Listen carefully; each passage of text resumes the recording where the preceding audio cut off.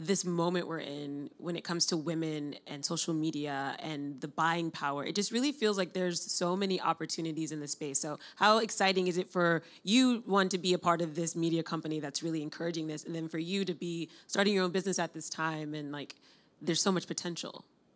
Well, I think Brooklyn said it really well, that there is I hate to say it's a moment, I hate to say it's a trend, I hope it's much more than that, but where we're seeing, I think, funders and corporations understand that the preponderance of spending in any household is going to be the head of household female. It's 80% of purchases today that are made on behalf of the household are determined by that woman, and if there's presence of kids in the household, it's it's even higher. So I think that knowledge allows us to show that women as consumers have massive power, and they have power to push brands forward, to push corporations forward. I hope to push elections forward.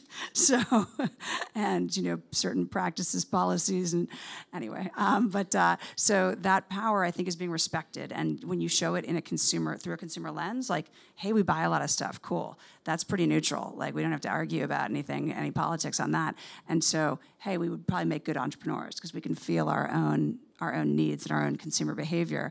And then, maybe if you're a CEO of a major corporation and you see a woman being subjugated by a political figure, maybe you don't want to be on that guy's committee anymore. So I think that the power of the consumer, actually, that seems like a stretch, but I swear it makes sense.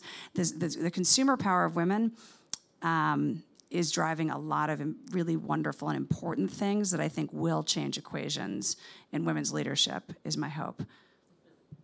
I totally agree. And to everything you said, that consumer power is what's getting female-run companies funding, which is really, at the end of the day, you can have an idea and you can make a business plan and you can have all the best people around you, but if you can't get funding, it's going to die, unfortunately. And so that's such a huge issue for us now, but it's so exciting because you're right. You cannot argue with the spending power of a woman.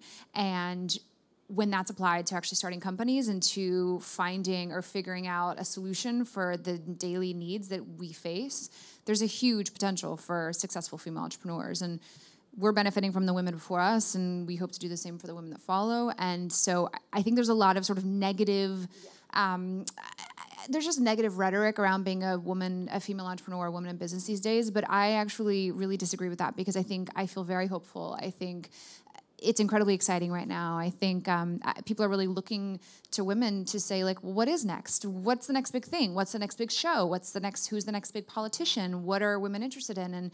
And that's a really exciting time to start a company and to be a woman, a female entrepreneur.